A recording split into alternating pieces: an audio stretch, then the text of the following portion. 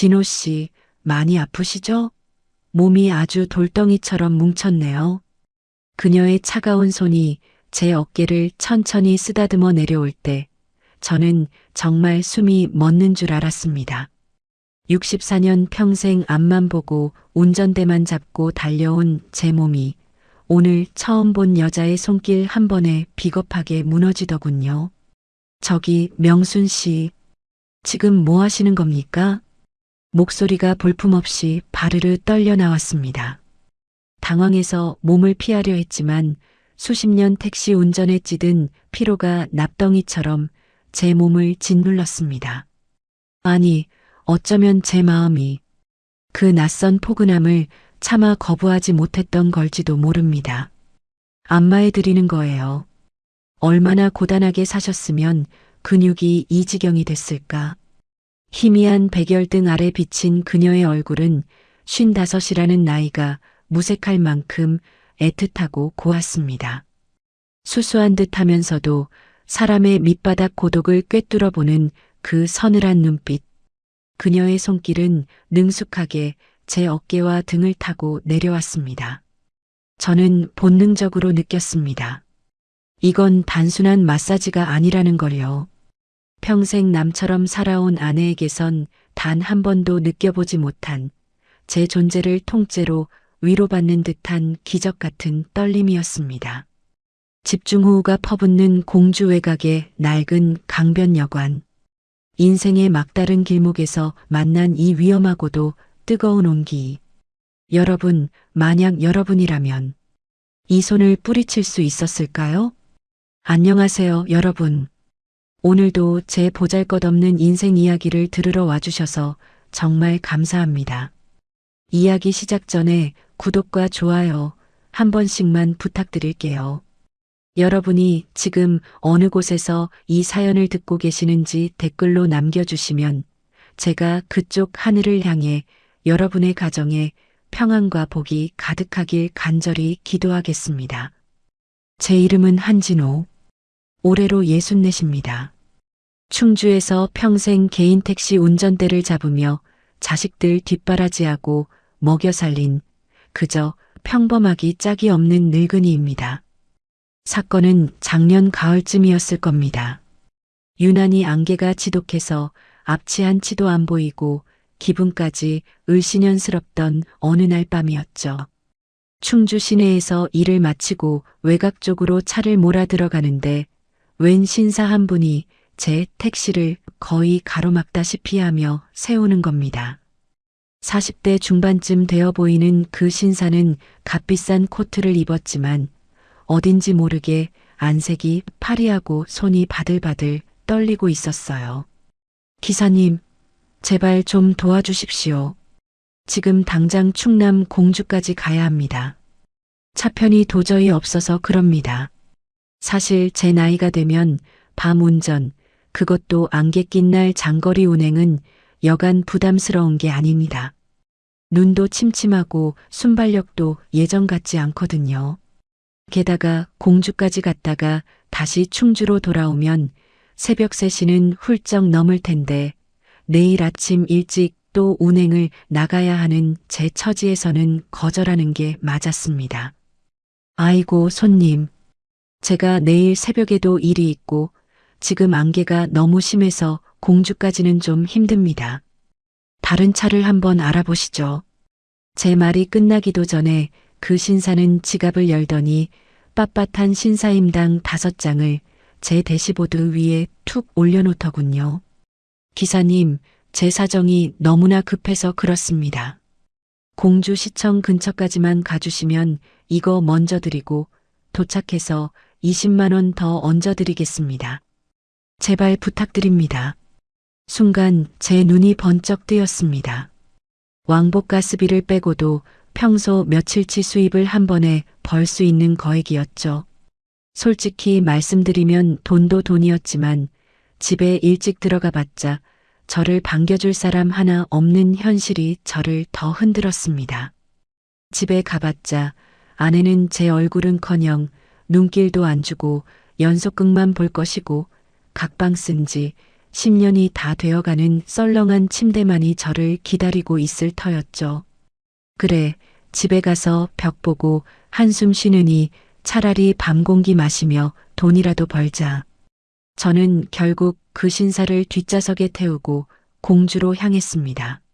안개는 갈수록 지독해져서 가로등 불빛조차 희미했지만 제 마음속에는 묘한 해방감마저 들더군요. 충주를 벗어나 고속도로에 올라타니 차 안에는 신사의 다급한 통화 소리만 가득했습니다. 누군가에게 빌고 또 누군가를 설득하는 그 절박한 목소리가 짙은 안개와 섞여 차 안을 무겁게 짓눌렀습니다. 밤 11시가 넘은 시간, 마침내 공주 외곽의 한적한 도로에 그를 내려주었습니다. 신사는 약속대로 두둑한 수고비를 제 손에 쥐어주고는 안개 속으로 도망치듯 사라졌습니다. 이제 다시 충주로 돌아가야 하는데 이상한 일이었습니다. 갑자기 하늘이 무너지듯 빗줄기가 쏟아지기 시작하는 겁니다. 안개의 폭우까지 겹치니 이건 뭐 앞유리가 물벼락을 맞는 수준이었죠. 아이고, 이거 큰일 났네. 이러다 사고 나면 번 돈보다 수리비가 더 나오겠어. 핸들을 잡은 손에 힘이 잔뜩 들어갔습니다. 64세, 노안이 온 제 눈으로는 도저히 이 폭풍우를 뚫고 고속도로를 탈 엄두가 나지 않았습니다. 차체가 바람에 휘청거리고 와이퍼가 비명을 지르는데 여기서 더 욕심부리다간 목숨이 위태롭겠다는 공포가 밀려왔습니다. 에라이, 오늘은 여기서 신세를 져야겠다. 저는 핸들을 꺾어 가장 가까운 불빛을 찾아 국도변을 헤매기 시작했습니다. 어디든 좋으니 비를 피하고 이 지친 몸 뉘을 곳 하나면 충분했죠. 그때였습니다. 짙은 안개와 폭우 너머로 붉은색 네온 사인이 깜빡거리며 제 눈에 들어온 것이 말입니다. 그곳은 낡고 녹슨 간판의 강변여관이었습니다. 저는 홀린 듯 그곳을 향해 차를 몰았습니다. 하지만 저는 그때까지도 몰랐습니다. 이 폭풍우를 피해 들어가는 그 낡은 여관의 문턱이 제 60평생을 송두리째 뒤흔들어 놓을 운명의 시작이었다는 것을요. 여러분, 인생이라는 게 참 얄궂습니다. 아까 그 신사분이 주고 간 돈 뭉치를 주머니에 넣을 때만 해도 오늘 운수가 대통했다고 생각했거든요. 그런데 공주 외곽의 그 한산한 도로변에 손님을 내려주자마자 하늘이 갑자기 성이라도 난 것처럼 뒤집히기 시작하는 겁니다. 아까까진 분명 안개만 자욱했는데 이제는 앞이 아예 안 보일 정도로 집중호우가 퍼붓기 시작했습니다. 와이퍼를 가장 빠른 속도로 돌려도 소용이 없었습니다. 유리에 쏟아지는 물폭탄 때문에 차창 밖은 그저 하얀 물벽이었죠. 핸들을 잡은 제 손바닥에 땀이 흥건해졌습니다. 64세, 이제는 눈도 침침하고 순발력도 예전 같지 않은데 차체가 휘청거릴 정도로 바람까지 몰아치니 당줄기에 식은 땀이 쭉 흐르더군요. 아이고, 이거 예산일이 아니네. 이러다 큰일 나겠어. 국도를 따라 조심조심 차를 모는데 길가 산비탈 쪽에서 흙더미와 돌덩이들이 굴러떨어지는 게 보였습니다. 산사태 위험이었습니다. 뉴스에서만 보던 그 끔찍한 일들이 지금 제 눈앞에서 벌어지려 하고 있었어요.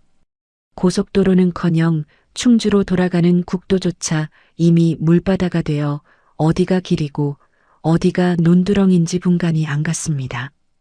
저는 결국 결단을 내려야 했습니다.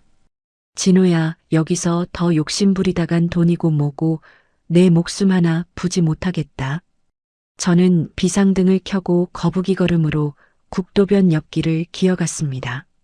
어디 불빛이라도 보이면 무조건 들어가서 쉬어야겠다는 생각뿐이었죠. 그때였습니다. 짙은 안개와 폭포수 같은 빗줄기 너머로 아주 희미하게 붉은 빛이 깜빡거리는 게 보였습니다. 마치 지옥 같은 어둠 속에서 저를 부르는 도깨비불 같았어요. 가까이 가보니 강변여관이라는 낡고 녹슨 간판이 위태롭게 매달려 있었습니다. 강자는 이미 불이 꺼져서 그저 변여관처럼 보였고 그마저도 지직거리며 금방이라도 꺼질 듯 깜빡이고 있었죠. 차를 주차장에 대충 세워두고 빗속을 뚫고 뛰어들어갔습니다. 단 몇 초였지만 온몸이 생쥐꼴로 젖어버렸죠. 여관 현관문을 밀고 들어서자마자 훅 하고 끼쳐오는 건 눅눅한 곰팡이 냄새와 오래된 장판 냄새였습니다. 70년대 어디쯤에서 시간이 멈춰버린 것 같은 그런 낡은 곳이었어요. 계십니까? 아이고, 비가 너무 많이 와서 그런데 방 하나 있습니까? 제 외침에 카운터 구멍 안쪽에서 부스스한 모습의 주인 사내가 나타나 귀찮다는 듯 고개를 들더군요. 하룻밤 3만 원이라길래 저는 지갑에서 젖은 10,000원짜리 3장을 꺼내 건넸습니다. 주인은 낡은 장부 옆에 놓인 플라스틱 열쇠꾸러미 하나를 제 쪽으로 툭 밀어주더군요. 2층 맨 끝방인 203호였습니다. 계단을 오를 때마다 삐걱하고 비명을 지르는 소리가 밤의 막 속에 울려 퍼지는데 왠지 모르게 마음이 싱숭생숭했습니다. 복도는 어둡고 침침했고 천장에 매달린 형광등은 수명이 다했는지 깜빡거릴 때마다 기분 나쁜 전기 소리를 냈죠. 203호 문을 열고 들어가니 예상대로였습니다. 누렇게 변색된 벽지, 구석에 놓인 낡은 브라운관 TV, 그리고 세탁한 지 한참은 된 것 같은 눅눅한 이불이 전부였죠. 저는 젖은 겉옷을 벗어 벽걸이에 대충 걸어두었습니다. 양말까지 다 젖어서 발가락이 퉁퉁 불어있더군요. 화장실에 들어가 찬물로 대충 얼굴을 씻고 나오는데 창밖에서 들려오는 빗소리가 아까보다 더 거세졌습니다. 차 마이너스하고 쏟아지는 그 소리가 마치 세상으로부터 저를 완전히 고립시키려는 것 같았어요. 충주집에는 아내와 자식들이 있겠지만 이 폭우 속에 제가 어디서 뭘 하고 있는지 걱정해줄 사람은 아무도 없다는 생각에 쓴웃음이 났습니다. 그저 이 낡은 여관방 하나가 제 생의 유일한 안식처인 양 느껴지는 서글픈 밤이었습니다. 저는 눅눅한 요 위에 몸을 눕히고 천장의 얼룩을 멍하니 바라보았습니다. 그런데 그때였습니다. 밖에서 거센 바람소리와 빗소리만 들리던 그 적막한 복도에서 조용한 발소리가 들려오더니 제 방문 앞에서 딱 멈추는 게 아니겠습니까? 그리고는 아주 작고 조심스럽게 누군가 제 방문을 똑똑 두드리기 시작했습니다. 여러분, 인생을 살다 보면 굳이 말로 설명하지 않아도 무언가 시작됐구나 싶은 직감이 들 때가 있습니다. 눅눅한 곰팡이 냄새가 코끝을 찌르는 그 낡은 203호실. 저는 축축하게 젖은 셔츠를 벗어 벽걸이에 대충 걸어두고 으슬으슬 떨리는 몸을 웅크린 채 수건으로 머리를 닦고 있었습니다. 이 좁고 지저분한 방 안에서 들리는 거라곤 천장을 때리는 비명 같은 빗소리와 제 거친 숨소리뿐이었죠. 그런데 그 깊은 정막을 깨고 복도 끝에서부터 아주 규칙적이고 조용한 발소리가 들려오는 겁니다. 삐걱, 삐걱. 낡은 나무 복도가 비명을 지를 때마다 제 심장도 같이 덜컥거렸습니다. 이 야밤에 이런 허름한 여관에서 누가 내 방을 찾아올까 싶어 긴장감이 등줄기를 타고 흘렀죠. 누구세요? 제 물음에 대답 대신 들려온 건 끼익하며 낡은 문이 열리는 소리였습니다.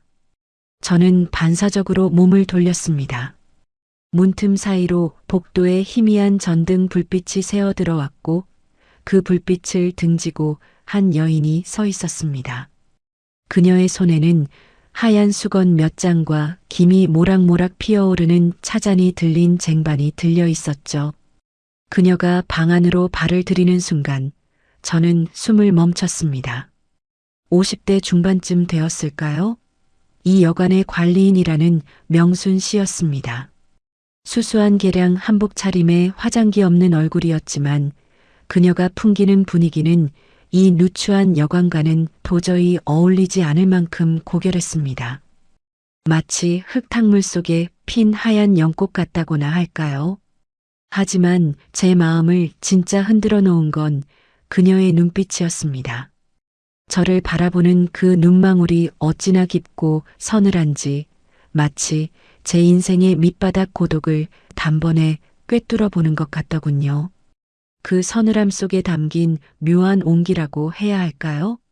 64년 평생 숱한 사람을 태우고 운전대를 잡았지만 이런 전율을 느끼게 하는 눈빛은 처음이었습니다. 날이 많이 춥지요?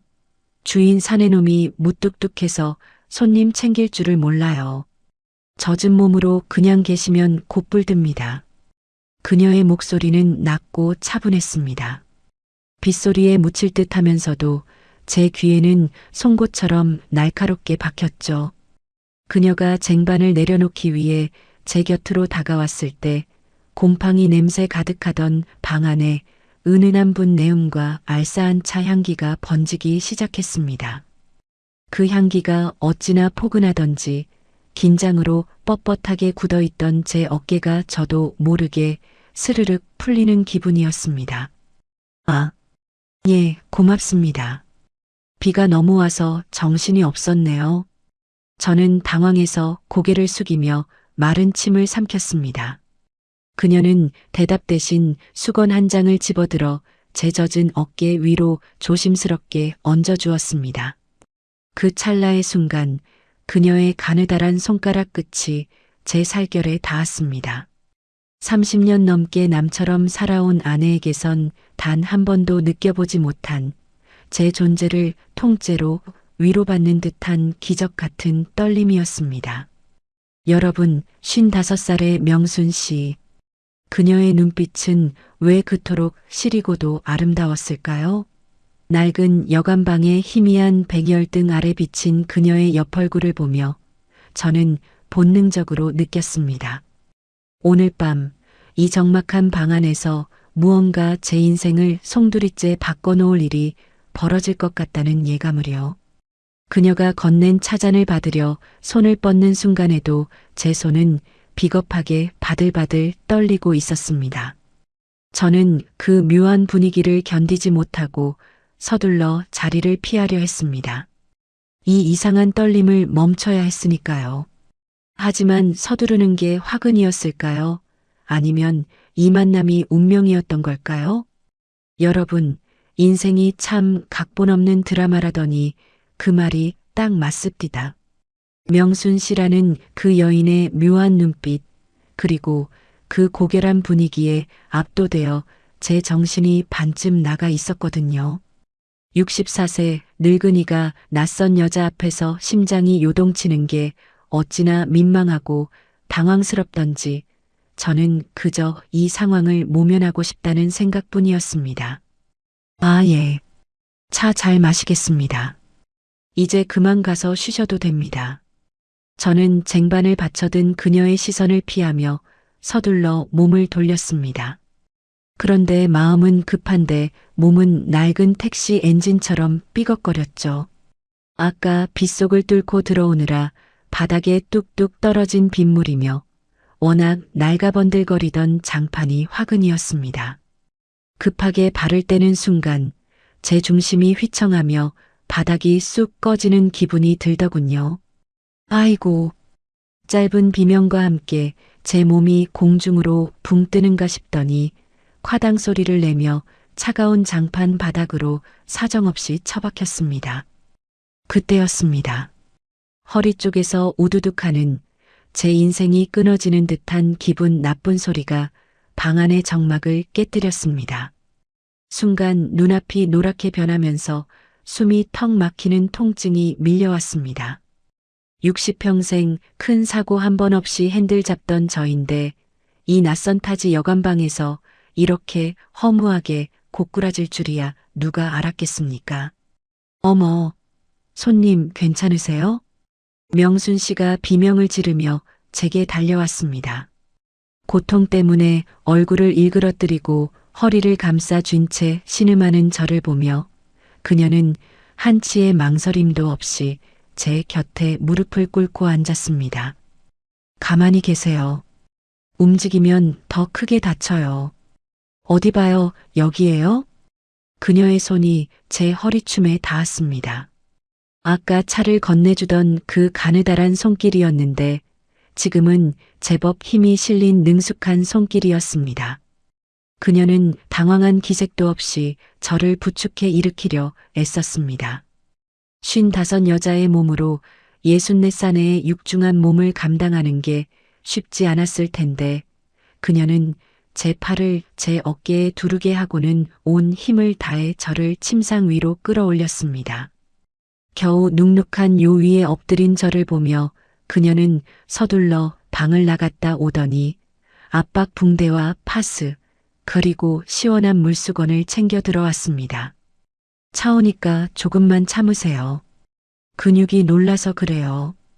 그녀의 차가운 손길이 뜨겁게 달아오른 제 허리에 닿는 순간 치잉 마이너스 소리가 날 것 같은 청량함과 함께 찢어질 듯한 통증이 조금씩 가라앉기 시작했습니다. 그녀는 제 곁에 찰딱 달라붙어 앉아 밤새도록 정성껏 제 허리를 마사지해 주었습니다. 30년 넘게 좁은 운전석에 앉아 굳어버린 제 근육을 그녀는 마치 깨지기 쉬운 유리그릇 다루듯 조심스럽고도 단단하게 만져주었죠. 여러분, 평생 타인처럼 살아온 아내에게선 단 한 번도 느껴보지 못한 대접이었습니다. 제가 아프다고 하면 병원이나 가보지 그래요라며 리모컨만 돌리던 아내의 뒷모습과는 너무나 달랐습니다. 낯선 여인이 제 살결을 문지르고 파스를 붙여주는데 아픔은 둘째치고 가슴 한구석이 찡하게 울려왔습니다. 명순 씨의 이 정성 어린 손길 아래서 저는 비로소 무장해제가 되었습니다. 고통이 잦아드니 그동안 꾹꾹 눌러 담아왔던 제 마음속 응어리들이 슬그머니 고개를 들기 시작한 겁니다. 빗소리는 여전히 창문을 때리고 있었지만 방 안은 그녀의 따뜻한 숨결과 파스 냄새로 가득 찼습니다. 저는 천천히 고개를 돌려 제 허리를 묵묵히 주무르는 명순 씨를 바라보았습니다. 그녀의 이마에 맺힌 땀방울을 보며 저는 누구에게도 하지 못했던 제 삶의 추악하고도 슬픈 진실들을 입 밖으로 내뱉기 시작했습니다. 여러분, 사람이 참 이상하죠. 평생을 같이 산 아내한테도 입 밖으로 꺼내지 못했던 말들이 오늘 처음 본 이 여자 앞에서는 왜 이리 본물 터지듯 쏟아져 나오는지 말입니다. 명순 씨의 정성 어린 손길에 허리에 날카로운 통증이 조금씩 무뎌지자 그 빈자리를 채운 건 제 가슴속 깊이 박혀있던 지독한 고독이었습니다. 희미한 백열등 아래서 제 허리를 문지르는 그녀의 옆얼굴을 보고 있자니 왠지 모를 서러움이 복받쳐 올라왔습니다. 저는 천장을 멍하니 바라보며 나지막이 입을 뗐습니다. 명순 씨, 내가 참 한심해 보이죠?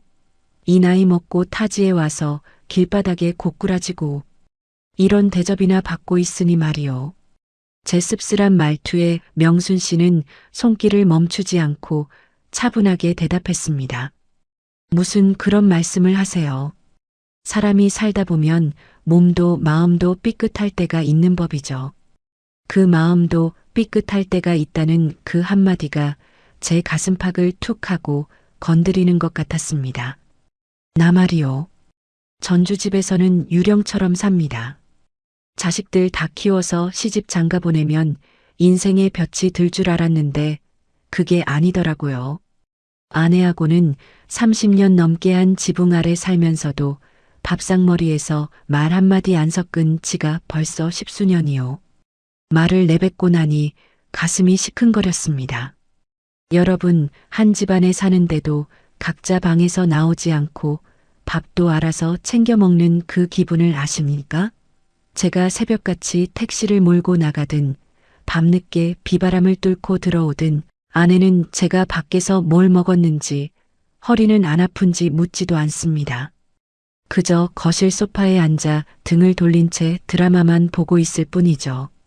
우리는 이미 서로에게 남보다 못한 존재가 되어버렸습니다.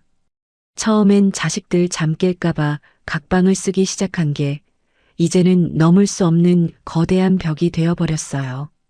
아내의 방 문 앞에 서면 마치 남의 집 대문 앞에 선 것처럼 가슴이 답답하고 숨이 막힙니다. 30만 킬로미터를 뛰며 뼈 빠지게 고생해서 집 한 채 마련했건만 정작 그 집 안에서 저는 아무도 찾지 않는 박제된 섬이 되어버린 겁니다. 명순 씨, 이게 산 사람의 삶인가 싶을 때가 많아요. 껍데기만 부부지 속은 이미 썩어 문드러진 박제나 다름없단 말이요. 오늘 광주까지 손님을 태우고 내려온 것도 사실은 그 숨막히는 집구석에서 잠시라도 도망치고 싶어서였는지도 모르겠소. 제 고백이 이어지는 동안 명순 씨는 아무 말 없이 제 근육을 천천히 문질러 주었습니다. 그녀의 손길이 제 피부를 타고 전해질 때마다 30년 넘게 얼어붙어 있던 제 마음의 고드름이 뚝뚝 눈물이 되어 떨어지는 기분이었습니다. 누군가에게 내 아픔을, 내 고독을 온전히 털어놓는다는 것이 이토록 눈물겨운 일인 줄 64이 되어서야 알게 된 것이죠.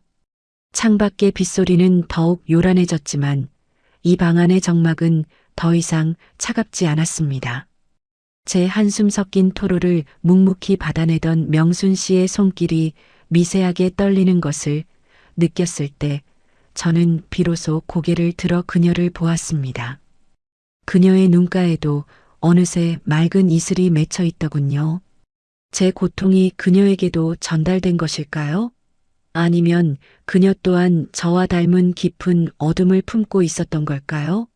한참 동안 제 허리를 어루만지던 그녀가 마침내 고개를 떨구며 이제껏 꼭꼭 숨겨왔던 자신의 시린 인생 이야기를 아주 조심스럽게 꺼내기 시작했습니다.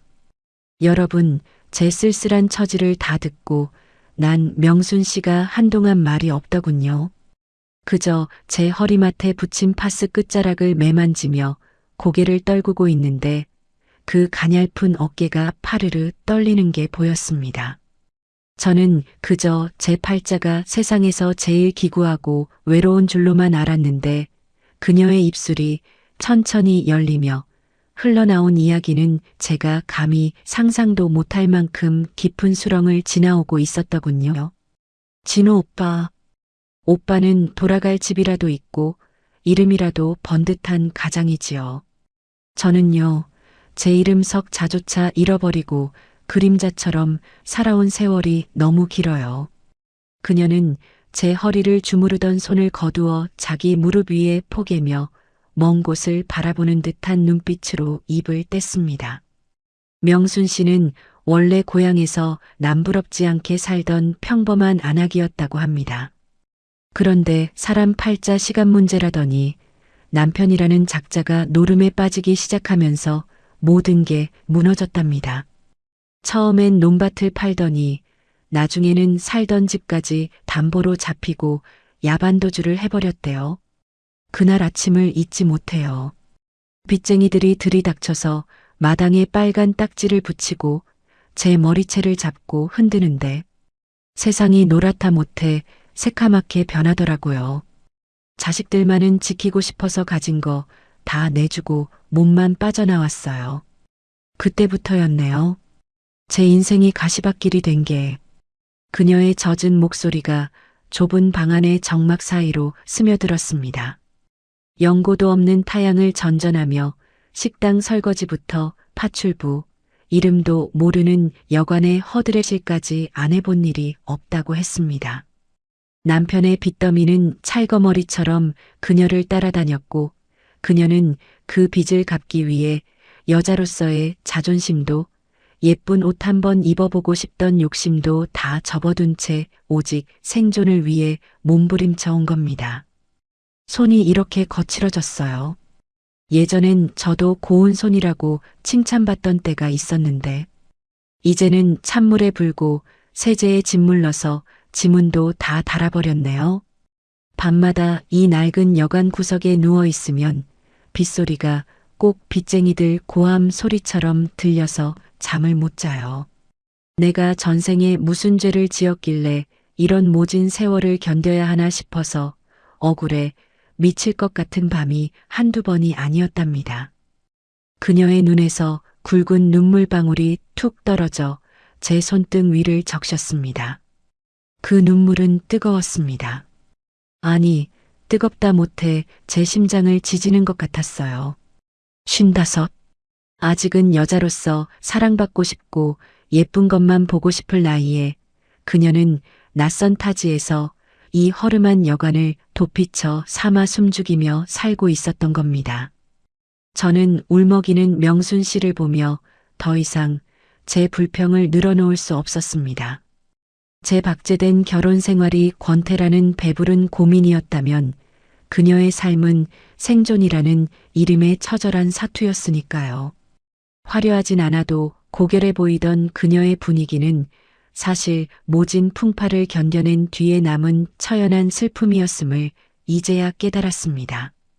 우리는 서로 다른 길을 달려왔지만 결국 외로움과 상처라는 종착역에서 만난 가련한 영혼들이었습니다.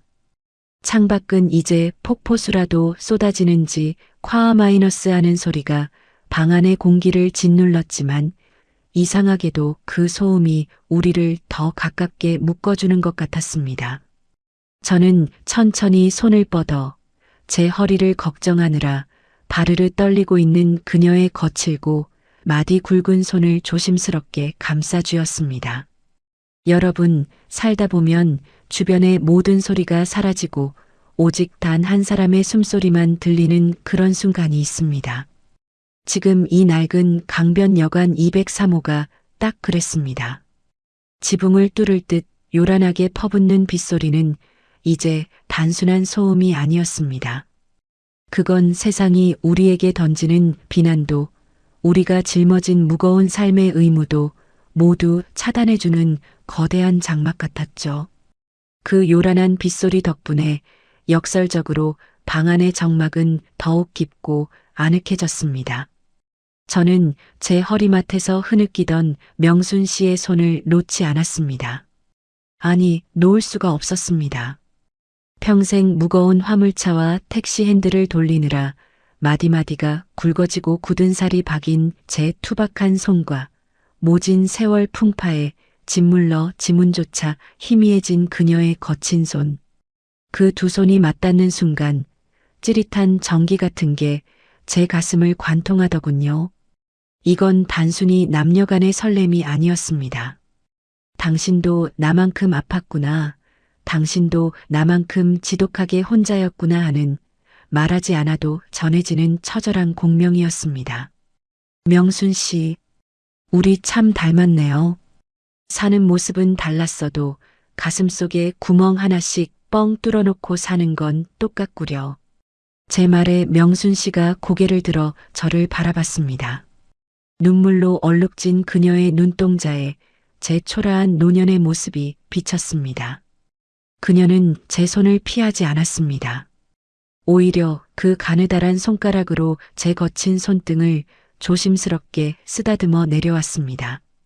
그 손길이 어찌나 간절하고 부드러운지 저는 숨이 턱 막히는 것 같았습니다.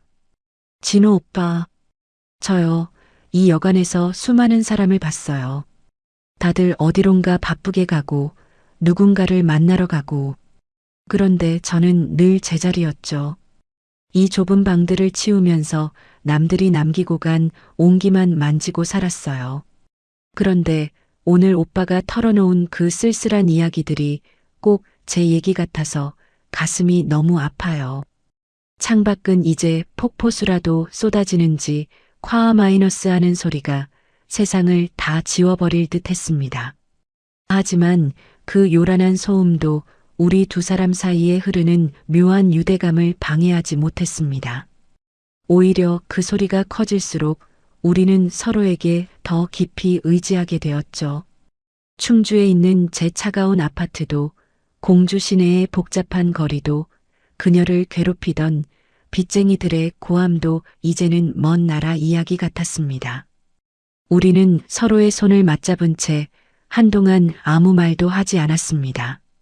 아니, 말이 필요 없었지요. 손바닥을 통해 전해지는 서로의 체온이 당신 참 고생 많았소. 당신 참 외로웠겠군요라는 100마디 말보다 더 깊게 파고들었으니까요. 평생 타인에게 제 속을 내보인 적 없던 두 영혼이 이 비 내리는 여간방에서 생의 밑바닥 고독을 꺼내놓고 서로를 위로하고 있었던 겁니다.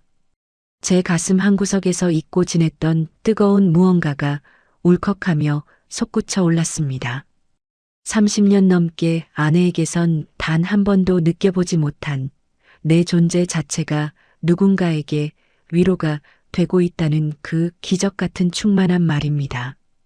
명순 씨의 눈동자가 흔들리는 걸 보며 저는 직감했습니다. 이 빗소리가 우리를 세상으로부터 완전히 고립시켜준 지금 이 순간이 어쩌면 제 인생에 허락된 마지막 탈출구일지도 모른다는 것을요.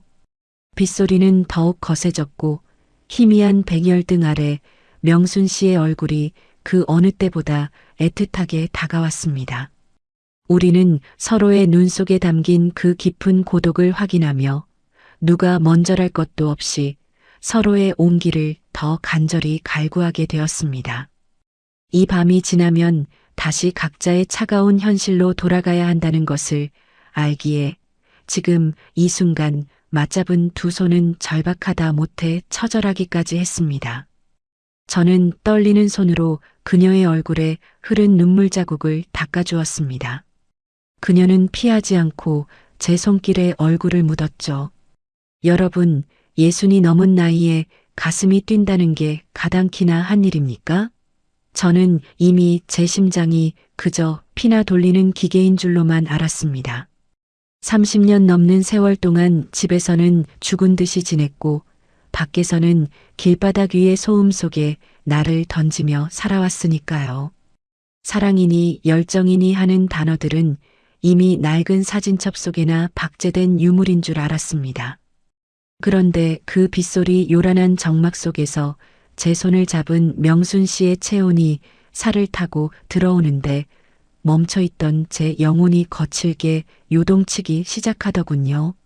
명순 씨의 손이 제 어깨를 천천히 쓰다듬어 내려올 때 저는 정말 숨이 멎는 줄 알았습니다.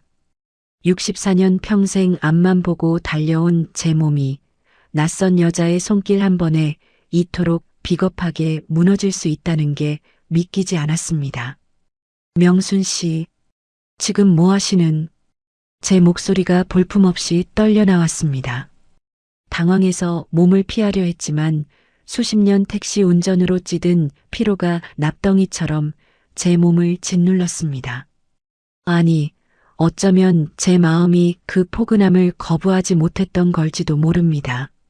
희미한 백열등 아래 비친 그녀의 얼굴은 55이라는 나이가 무색할 만큼 애틋하고 고왔습니다. 수수한 듯 하면서도 묘하게 사람을 홀리는 그 깊고 서늘한 눈빛. 그녀의 손길은 능숙하게 제 어깨와 등을 타고 내려왔습니다. 저는 본능적으로 느꼈습니다. 이건 단순한 마사지가 아니라는 걸요. 평생 타인처럼 살아온 아내에게선 단 한 번도 느껴보지 못한 내 존재를 통째로 위로받는 듯한 기적 같은 떨림이었습니다. 오빠, 우리 오늘만은 그냥 사람으로 살면 안 될까요? 내일이면 다시 보이지 않는 감옥으로 돌아가야 하잖아요. 그녀의 떨리는 목소리에 제 이성의 끈이 툭 하고 끊어져 버렸습니다. 우리는 누가 먼저랄 것도 없이 서로의 상처 입은 육신을 품었습니다. 30년 넘게 의무와 습관처럼 나누던 그런 몸짓과는 달랐습니다. 이건 그동안 굶주려왔던 영혼들이 서로를 구걸하듯 채워주는 그런 간절한 몸부림이었습니다. 제 거친 손이 그녀의 고단한 살결에 닿을 때마다 저는 제가 살아있다는 걸 뼈저리게 느꼈습니다. 그녀 역시 제 품 안에서 어린아이처럼 흐느끼며 제 등에 손톱 자국을 남겼습니다. 평생 남편의 빚더미에 눌려 여자임을 포기하고 살았던 그녀와 집안의 섬으로 박제되어 살았던 저. 우리는 서로의 상처 입은 가슴을 맞대고 그 깊은 흉터들을 혀로 하차주듯 밤새도록 사랑을 나눴습니다. 창밖의 빗소리는 이제 세상의 모든 소음을 덮어버렸고 낡은 여관의 삐걱거리는 침대는 우리의 서러운 무게를 묵묵히 받아내고 있었습니다. 다시는 가슴 뛸 일이 없을 줄 알았던 노년의 두 사람에게 이 밤은 생의 마지막에 허락된 불꽃놀이와도 같았습니다. 타오르다 제가 되어버릴 지언정 지금 이 순간만큼은 온 세상을 다 태워버릴 듯 뜨거웠지요. 여러분, 56 남자와 55 여자. 남들이 보면 흉하다 손가락질할지도 모를 황혼의 사랑이었지만 그 순간 우리에게는 이 낡은 방이 천국보다 더 아늑했습니다. 지물러진 가슴끼리 맞대고 서로의 온기를 나누며 우리는 밤새도록 세상에서 가장 가련하고도 뜨거운 연인이 되었습니다. 빗소리가 잦아들고 새벽 안개가 창문을 적실 때까지 우리는 단 한순간도 서로를 놓지 않았습니다. 평생 차가운 운전대만 잡고 살았던 제 인생에 이런 날이 올 줄은 정말 몰랐습니다. 아침이 오지 않기를, 이 어둠이 영원히 우리를 감춰주기를 기도하며 저는 그녀의 헝클어진 머리카락을 쓸어넘겼습니다. 하지만 시간은 야속하게도 새벽빛을 데려왔고 희부연 안개 속에서 여관의 누런 벽지가 선명해질수록 제 마음속엔 어젯밤보다 더 강렬한 결심이 차올랐습니다. 저는 잠든 그녀의 평온한 얼굴을 보며 제 인생을 건 중대한 맹세를 준비하기 시작했습니다.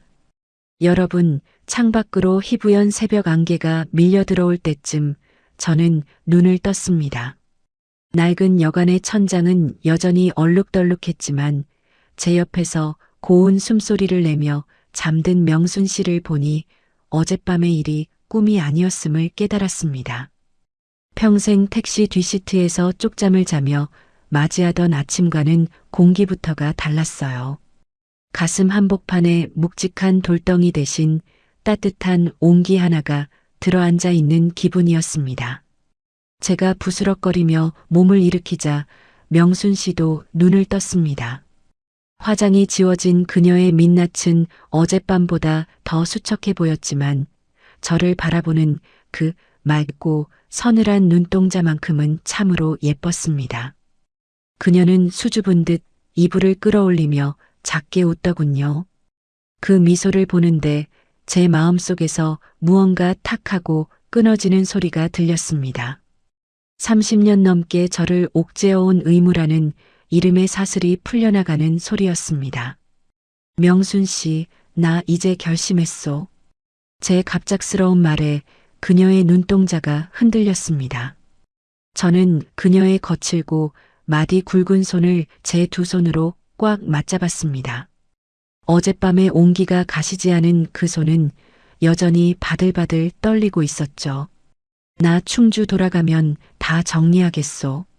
아내한테도 솔직하게 말하고 자식들한테도 내 인생 찾겠다고 선언할 거요. 그동안 나 죽은 듯이 살았어.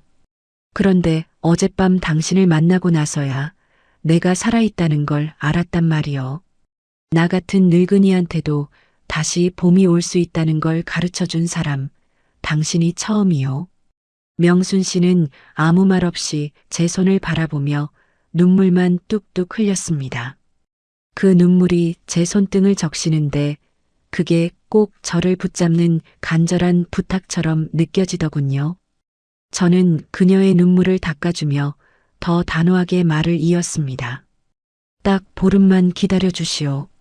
집 정리하고 택시 일도 좀 마무리하고 내가 가진 건 별로 없지만 그래도 우리 둘이 작은 방 하나 얻어 살 정도는 어떻게든 마련해서 오겠소.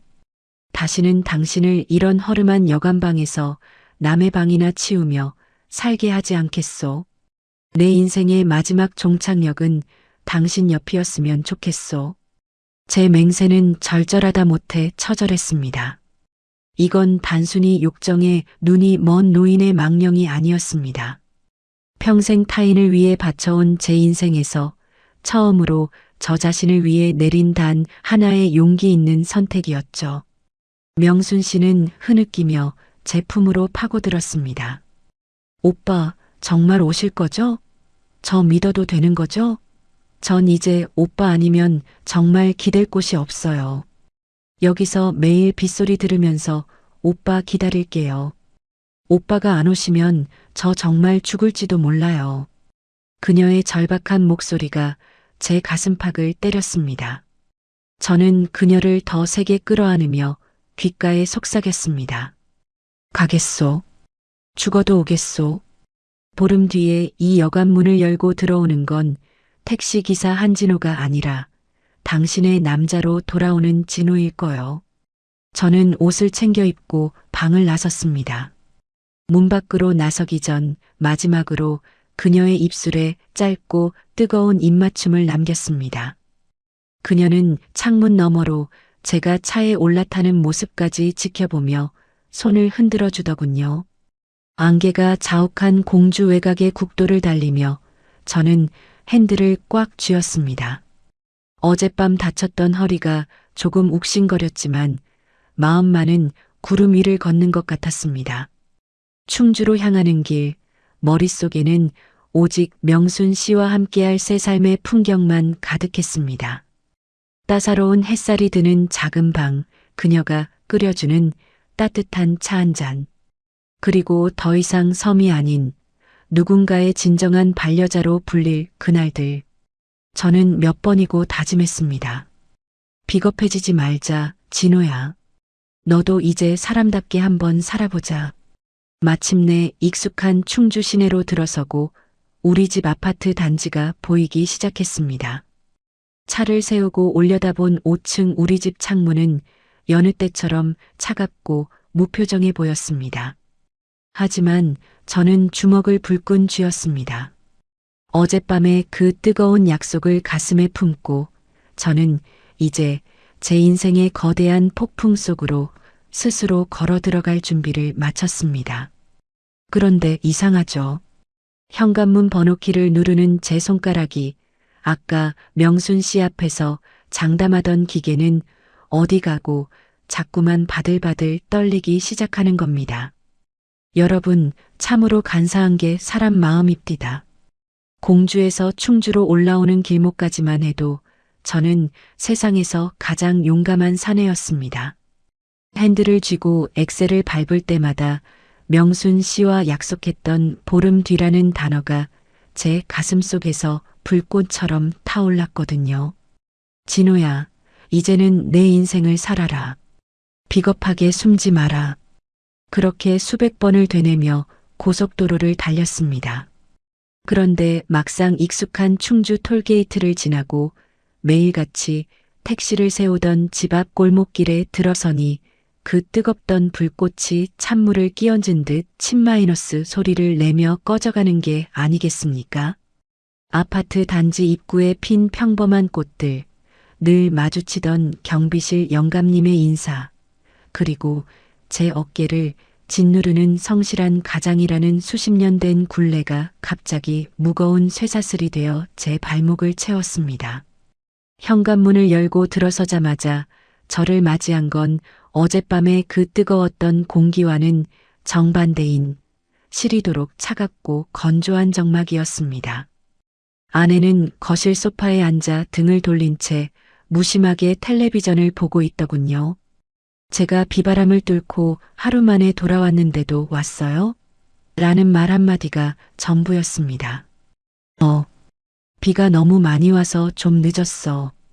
제 목소리는 명순 씨 앞에서 맹세하던 그 당당함은 간대없고 마치 죄지은 아이처럼 기어들어갔습니다. 아내는 대답도 없이 주방으로 가더니 평소와 다름없이 식탁 위에 밥그릇을 툭툭 놓았습니다. 김이 모락모락 나는 된장찌개와 정갈하게 놓인 밑반찬들.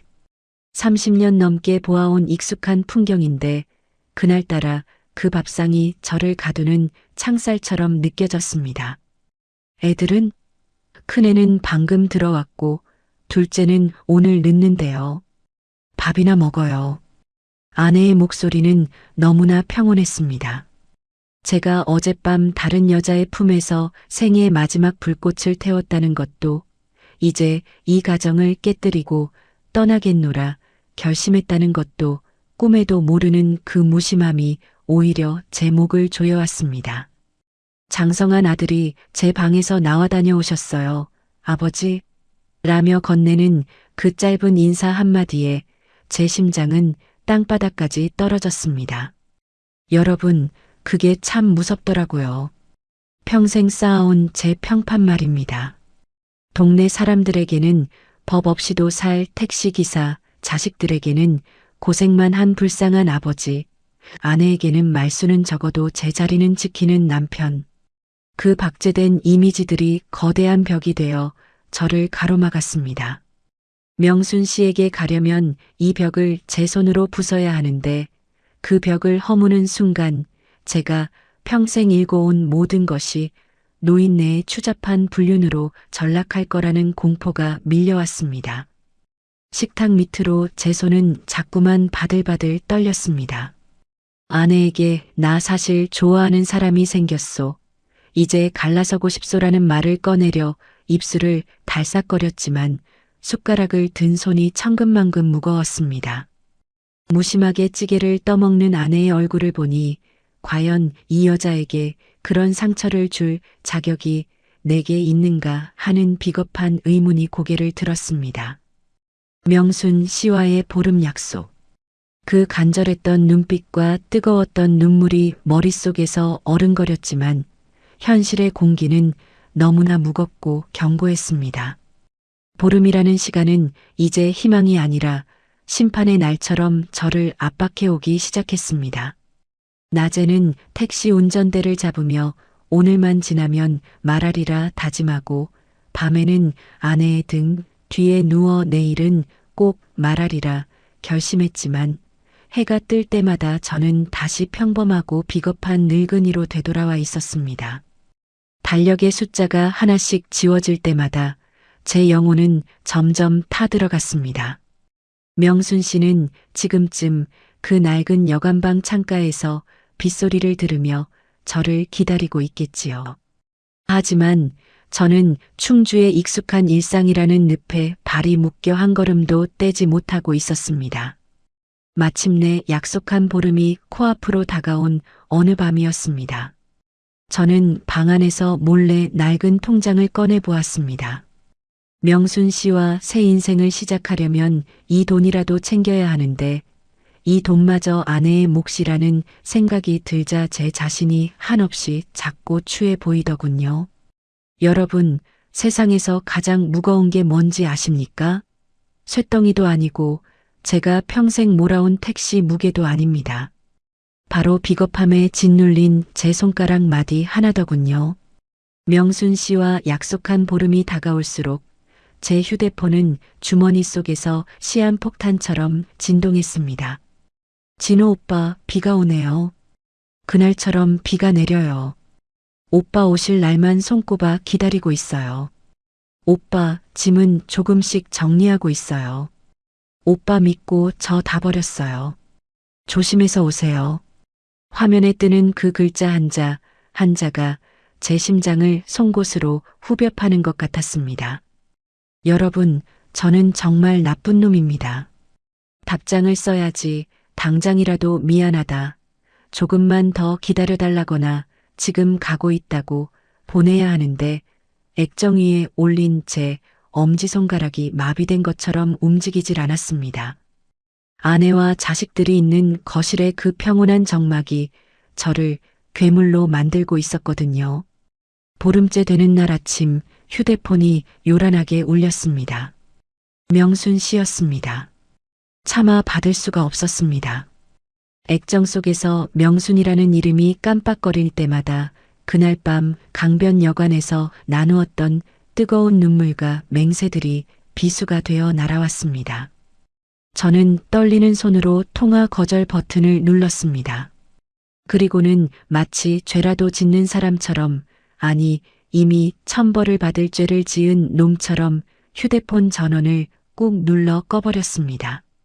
검게 변한 화면 속에 비친 제 얼굴이 어찌나 추하고 비겁해 보이던지 거울을 볼 자신조차 없더군요. 그렇게 하루가 지나고 이틀이 지나고 보름이 훌쩍 넘어가 버렸습니다. 저는 도망치듯 새벽같이 택시를 몰고 집을 나섰습니다. 하지만 갈 곳이 없었습니다. 손님을 태워도 눈앞에는 명순 씨의 젖은 눈망울만 아른거렸고 귀에는 오빠 믿어도 되죠? 라던 그 절박한 목소리만 환청처럼 들려왔습니다. 저는 충주 시내를 유령처럼 배회했습니다. 지금이라도 가면 될 텐데, 지금이라도 가서 무릎 꿇고 빌면 될 텐데. 하지만 제 발목에 감긴 현실의 사슬은 너무나 무거웠습니다. 수십 년간 쌓아온 성실한 가장이라는 허울 좋은 껍데기를 벗어던질 용기가 저에겐 없었습니다. 저는 명순 씨를 사랑한 게 아니라 어쩌면 그날 밤의 해방감을 사랑했던 걸지도 모릅니다. 막상 그 대가로 제 평온한 일상을 지불해야 한다고 생각하니 저는 그저 비겁하게 뒷걸음질 치는 늙은 쥐새끼에 불과했습니다. 전원을 꺼둔 휴대폰을 서랍 깊숙이 처박아 두고 저는 지독한 침묵 속으로 저를 유배 보냈습니다. 아내가 밥을 차려주면 꾸역꾸역 입에 밀어 넣었고 자식들이 말을 걸면 못 들은 척 고개를 숙였습니다. 제 안에서는 매일같이 전쟁이 일어났지만 겉으로는 아무 일도 없는 듯 박제된 삶의 연기를 이어갔습니다. 명순 씨에 대한 미안함과 죄책감이 커질수록 저는 더 집요하게 입을 닫았습니다. 침묵만이 저를 이 끔찍한 갈등에서 보호해줄 유일한 방패라고 믿었으니까요. 그렇게 비겁한 침묵으로 일관하며 몇 날 며칠을 보냈을까요? 밖에는 또다시 비가 내리기 시작했습니다. 그날 공주에서 맞았던 그 징글징글한 집중호우처럼 말입니다. 빗줄기가 거세질수록 제 가슴 속 불안감은 극도에 달했습니다. 그 여자는 지금 뭘 하고 있을까? 아직도 그 낡은 여관에서 나를 기다리고 있을까? 저는 더 이상 견디지 못하고 며칠 만에 서랍 속 휴대폰을 꺼내 전원을 켰습니다. 전원이 켜지자마자 쏟아지는 수십 통의 문자 메시지와 부재중 전화들. 그 마지막 메시지를 확인하는 순간 제 심장은 그대로 멎어버리는 것 같았습니다. 여러분, 죄책감이라는 게 참 무서운 놈입니다. 모른 척 덮어두면 잊힐 줄 알았는데 시간이 갈수록 가슴속에서 골마 터지더라고요. 보름이 수개월이 되고 여름의 끝자락이 가을의 찬바람으로 바뀔 때까지 저는 충주에서 죽은 듯이 살았습니다. 그런데 밤마다 꿈속에 그 강변 여관의 붉은 네온사인과 명순 씨의 젖은 눈망울이 나타나 저를 괴롭히는 겁니다. 결국 저는 견디다 못해 다시 운전대를 잡았습니다. 아내에게는 멀리 장거리 손님이 잡혔다고 거짓말을 하고는 미친 듯이 공주로 차를 몰았죠. 제 마음속 한구석에는 아직도 비겁한 희망이 있었습니다. 그래도 명순 씨라면, 그 고결하고 착한 여자라면 아직도 거기서 나를 기다려주지 않을까? 하는 그런 파렴치한 생각 말입니다. 공주 외곽 국도는 어느덧 낙엽이 져서 그날의 푸르던 집중호우의 흔적은 온데간데 없었습니다. 드디어 저 멀리 강변 여관 간판이 보이는데 가슴이 터질 것처럼 두근거리더군요. 주차장에 차를 대충 세우고 여관 안으로 뛰어들어갔습니다. 하지만 여관 로비는 예전보다 더 낡고 침침해져 있었습니다. 저기요, 주인장, 여기 있던 명순 씨 어디 있습니까? 제 외침에 카운터 안쪽에서 그 무뚝뚝한 사내가 예전처럼 부스스한 모습으로 나타났습니다. 그는 저를 한참 동안 멍하니 바라보더니 귀찮다는 듯 턱으로 2층을 가리키더군요. 저는 계단을 뛰어 올라갔습니다. 삐걱거리는 소리가 예전보다 더 날카롭게 제 귀를 찔렀습니다. 203호. 우리가 생애 마지막 불꽃을 태웠던 그 방 앞에 섰습니다. 손이 바들바들 떨려 문고리를 제대로 잡을 수가 없었습니다. 겨우 문을 열고 들어선 방 안은, 여러분. 그곳엔 아무도 없었습니다. 방 안에는 사람의 온기라곤 전혀 찾아볼 수 없는 차가운 정막만이 가득했습니다. 곰팡이 냄새는 더 짙어졌고 명순 씨가 정성껏 차를 내오던 그 작은 탁자 위에는 뽀얗게 먼지만 앉아 있었습니다. 그녀가 입던 수수한 개량 한복도 은은하게 풍기던 그분 내음도 흔적조차 없었습니다. 명순 씨, 명순아. 저는 미친 사람처럼 텅 빈 방 안을 휘젓고 다녔습니다. 혹시나 그녀가 남긴 쪽지라도 있을까 싶어 낡은 서랍을 열어보고 장판 구석구석을 뒤졌죠. 하지만 보이는 건 뜯겨나간 벽지와 주인 없는 먼지뿐이었습니다. 허망함에 다리가 풀려 침대 머리맡에 주저앉았습니다. 방바닥은 얼음장처럼 차가웠고 그 차가움이 제 심장까지 얼려버리는 것 같았습니다. 로비로 내려와 주인 사내를 붙잡고 애걸했습니다. 어디로 갔느냐고, 연락처라도 남기지 않았느냐고 말이죠. 주인은 담배 연기를 길게 내뿜으며 무심하게 대답하더군요. 그 아줌마. 벌써 2달도 더 됐지. 매일같이 창밖만 보면서 울더니만 어느 날 갑자기 짐 다 싸들고 나갔어. 어디로 가는지 말도 안 하더라고. 빚쟁이들한테 쫓기는 모양이던데 이제 여긴 안 온다나 뭐라나. 그 말을 듣는 순간 제 머릿속이 하얗게 비어버렸습니다. 제가 비겁하게 침묵하던 그 보름, 그리고 그 뒤에 수많은 날 동안 그녀는 이 차가운 방에서 매일같이 빗소리를 들으며 저를 기다렸을 겁니다. 제가 오지 않을 거라는 걸 깨닫는 순간 그녀의 심장이 얼마나 처참하게 무너졌을지 감히 상상조차 할 수 없었습니다. 그녀는 저를 믿고 자신의 비루한 삶 속에서 마지막 남은 자존심과 희망을 다 걸었을 텐데 저는 그저 비겁하게 휴대폰 전원을 꺼버리고 숨어버렸던 겁니다. 사랑한다고 지켜주겠다고 맹세하던 제 입술이 얼마나 추악하게 느껴지던지요. 저는 텅 빈 여관 마당에 서서 한참 동안 통곡했습니다. 찬바람이 옷깃을 스미는데 이제는 어디로 가야 할지 알 수가 없었습니다. 명순 씨를 잃어버린 게 아니라 저는 제 인생의 마지막 구원을 제 손으로 버려버린 셈이었죠.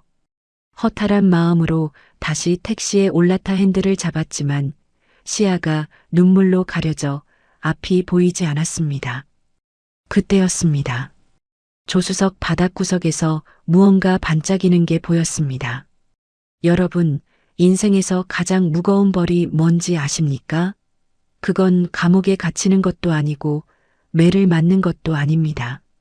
바로 다시는 되돌릴 수 없는 순간을 평생 가슴에 품고 사는 겁니다. 그날 공주의 낡은 여관에서 텅 빈 방만 확인하고 돌아온 뒤로 제 삶은 겉으론 평온해 보였을지 몰라도 속은 이미 시커멓게 타버린 숯검정이나 다름없었습니다. 충주에서 다시 핸들을 잡았지만 이제 제 택시는 예전의 그 생계수단이 아니었습니다. 제 몸은 여전히 충주 시내를 배회하고 아내의 차가운 밥상을 마주하고 있었지만 제 영혼은 그 비 내리던 공주의 국도변에 버려진 채 길을 잃어버렸거든요. 특히 공주 방향으로 가는 손님이라도 타는 날이면 제 심장은 그때부터 제멋대로 요동치기 시작합니다. 손님, 공주 어디로 모실까요? 무심하게 묻는 제 목소리는 떨리고 백미러에 비친 제 눈은 이미 충혈되어 있습니다. 손님을 목적지에 내려주고 나면 저는 누가 시키지도 않았는데 자석에 이끌리듯 그 강변여관 골목으로 차를 몹니다. 이제는 영업도 중단했는지 간판 불조차 완전히 꺼진 그 낡은 건물 앞을 저는 바보처럼 수십 번씩 뱅뱅 돕니다. 골목 어귀에 차를 세우고 담배 한 대를 태우며 그 203호 창문을 올려다봅니다. 그러면 환상처럼 그 창가에 명순 씨의 서늘한 실루엣이 비치는 것 같아요. 금방이라도 창문을 열고 오빠, 왜 이제 왔어요? 라고 말하며 저를 나무랄 것만 같습니다. 하지만 창밖으로 들리는 건 메마른 가을바람 소리와 제 깊은 한숨뿐. 그 지독한 정막은 깨질 줄을 모릅니다. 여러분, 제가 참 못됐지요? 그 보름의 약속을 어긴 건 저인데 이제 와서 이 골목을 배회하며 수뇌보를 연기하는 제 꼴이 얼마나 우스꽝스럽습니까? 명순 씨는 저 하나 믿고 그 지옥 같은 삶에서 마지막 희망의 끈을 잡았을 텐데 저는 가장이라는 이름 뒤에 숨어 그 끈을 제 손으로 잘라버렸습니다. 제가 휴대폰 전원을 꺼버렸던 그 비겁한 1분, 1초가 그녀에게는 영겁의 지옥이었을 겁니다. 비겁함의 대가는 이토록 잔인했습니다. 이제는 그녀를 찾고 싶어도 찾을 길이 없습니다. 그녀가 남긴 건 제 조수석 바닥에 떨어져 있던 녹슨 머리핀 하나가 전부였죠. 저는 그 머리핀을 손바닥에 꼭 쥐고 공주국도를 미친 듯이 달립니다. 길가에 서 있는 이름 모를 여자들만 봐도 명순 씨가 아닐까 싶어 차를 멈춰 세웁니다. 수수한 한복 차림의 여인만 지나가도 가슴이 덜컥 내려앉습니다. 하지만 다가가 보면 그녀가 아닙니다. 세상에 명순 씨는 단 한 명뿐인데 저는 그 유일한 구원을 제 손으로 걷어찬 멍청한 늙은이일 뿐이었죠. 동료 기사들은 저더러 요즘 왜 그렇게 공주장거리만 뛰냐고 묻습니다. 저는 그저 쓴웃음을 지으며 그쪽이 공기가 좋아서요라고 둘러댑니다. 하지만 공기가 좋긴요.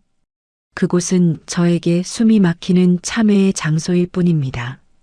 용기 없이 숨어버렸던 제 비겁함을 확인하고 다시는 돌아오지 않을 그녀의 온기를 구걸하러 가는 고독한 고행길입니다. 운전대를 잡은 제 마디 굵은 손을 내려다봅니다. 명순 씨가 정성껏 주물러주던 그 손입니다. 이제 그 손은 다시 차가운 핸들만 잡고 있습니다. 누군가의 온기를 품기엔 너무나 늙고 비겁해진 손이죠. 저는 오늘도 비어있는 조수석에 그녀가 앉아있는 상상을 하며 끝이 보이지 않는 국도를 정처 없이 떠돕니다. 그러던 어느 날이었습니다. 여느 때처럼 공주 외곽의 낡은 국도변 식당가에 차를 세우고 끼니를 때우려던 참이었죠. 식당 구석에서 설거지를 하던 한 여인의 뒷모습이 제 시야에 들어왔습니다. 굽은 어깨, 희끗희끗한 머리칼, 그리고 유난히도 애처로운 그 몸짓, 제 심장이 다시 멈춰버린 것 같았습니다. 여러분, 세월이라는 놈은 참 공평하기도 하고 무섭기도 합니다. 벌써 그 비 내리던 공주의 밤으로부터 5년이라는 시간이 흘러갔네요. 제 나이도 어느덧 69, 이제는 칠순을 목전에 두고 있습니다.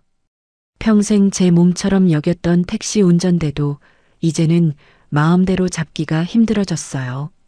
눈은 침침해져 밤눈이 어둡고 악셀을 밟는 발끝은 자꾸만 힘이 풀려 덜덜 떨리곤 합니다. 결국 저는 얼마 전 영업용 번호판을 넘기고 집으로 들어앉았습니다. 평생 길 위에서 살던 놈이 사방이 벽으로 막힌 아파트 구석에 처박혀 있으려니 그게 꼭 창살 없는 감옥에 갇힌 기분입니다.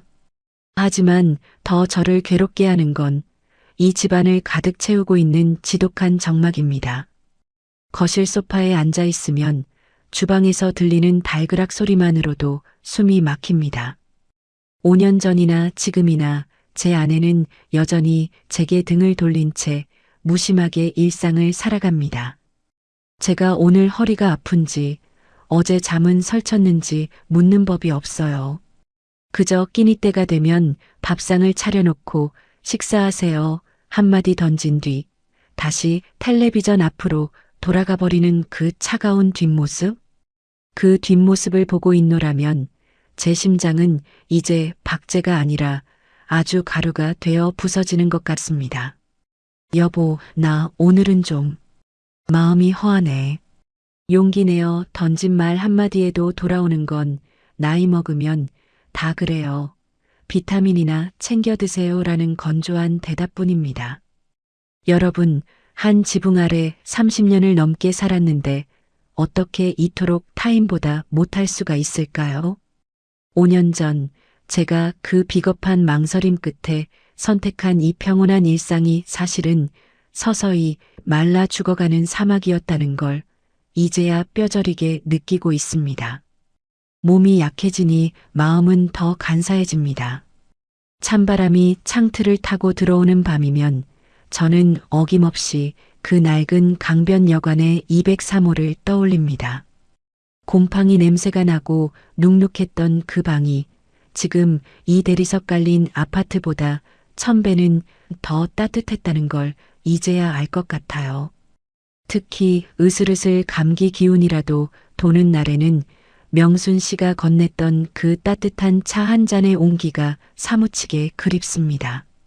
김이 모락모락 나던 그 투박한 찻잔, 그리고 제 어깨를 조심스럽게 감싸주던 그 서늘하면서도 다정했던 손길. 그 온기만 있다면 지금 이 노쇠한 육신의 고통쯤은 아무것도 아닐 텐데 말입니다. 명순 씨, 내가 미안했소. 내가 정말 죽을 죄를 지었어. 아내가 잠든 깊은 밤, 저는 거실 구석에 앉아 아무도 듣지 않는 고백을 허공에 흩뿌립니다. 명순 씨에게 남긴 상처는 이제 제 몸에 지워지지 않는 낙인이 되어 남았습니다. 허리가 쑤실 때마다 그녀가 발라주던 파스 냄새가 코끝을 스치는 것 같고, 비가 내리는 날이면 그녀의 흐느낌이 빗소리에 섞여 들려오는 것 같습니다. 비겁하게 도망쳐 돌아온 이곳에서 저는 매일매일 벌을 받고 있습니다. 육체는 늙어볼품 없어지고 영혼은 그리움과 자책에 갉아먹혀 너덜너덜해졌죠. 아내의 차가운 등 뒤에서 제가 그리워하는 건 단지 한 여자가 아니라 제 생에 단 한 번 찾아왔던 진실한 온기였습니다. 그 온기를 제 발로 차버린 대가로 저는 이제 평생을 이 얼음장 같은 침묵 속에서 홀로 늙어가야 하겠지요. 기력이 쇠해진 손으로 낡은 서랍을 열어봅니다. 그날 조수석에서 주었던 이제는 색이 다 바랜 그녀의 녹슨 머리핀 하나가 거기 누워 있습니다. 이걸 만지고 있으면 꼭 그녀의 손을 잡고 있는 것 같아 가슴이 미어집니다. 하지만 여러분, 하늘이 제 이 간절한 참회를 듣기라도 한 걸까요? 아니면 더 큰 벌을 주시려는 걸까요?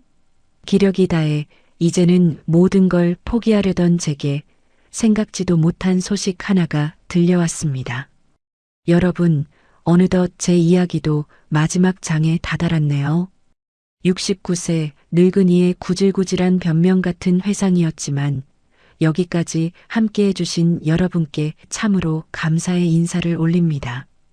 오늘 밤도 충주의 하늘은 무심하기만 합니다. 베란다 문을 살짝 열고 담배 한 대를 태우려다 버릇처럼 남쪽 하늘을 바라봅니다. 저 구름 너머 어딘가에 제가 그토록 비겁하게 등 돌렸던 공주의 밤하늘이 있겠지요. 이제는 운전대를 잡을 기력조차 희미해진 은퇴한 노인이 할 수 있는 거라곤 그저 그날의 비릿한 빗소리와 눅눅한 곰팡이 냄새를 기억 속에서 끄집어내는 일뿐입니다. 창밖으로 공주 쪽 밤하늘을 보고 있자니 명순 씨의 마지막 눈망울이 다시금 가슴을 찌릅니다. 오빠 믿어도 되죠? 라던 그 절박했던 물음이 이제는 제 생의 마지막 심판이 되어 돌아옵니다. 만약 그때 제가 그 문자를 확인하고 바로 차를 몰았다면, 만약 제가 그 비겁한 평판이라는 허울을 벗어던지고 그녀의 손을 잡았다면 지금 제 곁에는 이 차가운 정막 대신 김이 모락모락 나는 차 한 잔과 다정한 온기가 남아 있었을까요? 여러분, 인생이라는 게 참 얄궂습니다. 30년을 넘게 가장이라는 이름으로 성실하게 살았다고 자부했는데 정작 제 인생의 마지막 페이지를 장식하는 건 그 숱한 성실함이 아니라 단보름을 지키지 못한 그 비겁한 약속 하나네요. 수만 킬로미터를 달렸던 제 택시 계기판은 멈췄지만 제 가슴속 후회의 시계는 지금도 쉼없이 돌아가고 있습니다. 이제는 명순 씨를 찾으러 갈 용기도 기운도 없습니다. 그녀가 어디선가 평온하게 살고 있기를 바라는 것도 제 욕심이겠지요.